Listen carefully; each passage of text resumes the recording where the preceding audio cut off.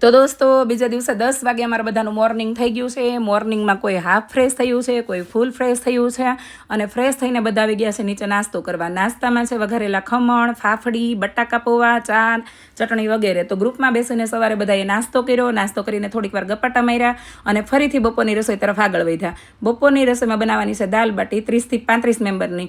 તો પહેલાં 2 કિલો મેં દાળ બાફવા મૂકી દીધી છે મીઠું નાખીને. પછી બાંધ્યો છે બાટીનો લોટ. બાટીનો શેપ આપ્યો છે ચાપડી જેવો, કારણ કે શેકીને નથી બનાવવાની, તળીને બનાવવાની છે. તો લોટની અંદર 1 કિલો રવો, 1 કિલો બેસન અને 2 કિલો ભાખરીનો જાડો લોટ. આની અંદર નાખ્યું છે મીઠું, મોણ, શેકેલું જીરું અને તલ. પછી ભાખરી જેવો કઠણ લોટ બાંધીને શેપ આપી દીધો છે. હવે હું કરી રહી છું દાળનો વઘાર.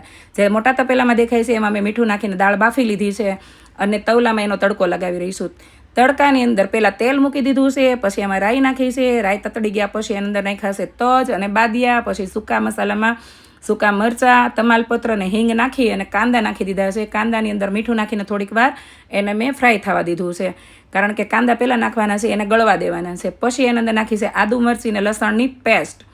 આ ત્રણેય નાખી દીધા. પછી 5 મિનિટ પાછું પકાવવા દીધું છે. પછી નાખ્યા છે લીલા કાંદા અને લીલું લસણ. આ વારાફરતી એટલા માટે નાખ્યું છે કે અમુક વસ્તુ વધારે ફ્રાય થવા દેવાની છે, અમુક વસ્તુ થોડીક ઓછી, એટલા માટે. પછી આજુબાજુમાં જે ઊભી છે ને એ બધી છે દીકરાની વહુઓ. એને મેં કીધું હાલો આવી જવા બાજુ ને તમને બધાને તડકો કરતાં શીખવાડું, કારણ કે અત્યારની છોકરીઓ આમ તો બહુ સ્માર્ટ છે, પણ અમુક વસ્તુ એની પાસેથી આપણે શીખવી જોઈએ, અમુક વસ્તુ આપણી પાસેથી લોકો શીખતા હોય છે. હવે સમય બહુ સારો એવો છે એટલે દીકરાની બહુઓને ક્યાંય કહેવું નથી પડતું કે તને આ નથી આવડતું અથવા તો તું આ કરીને કે આ શીખવું પડે. એ રુચિ જ લેતી હોય છે.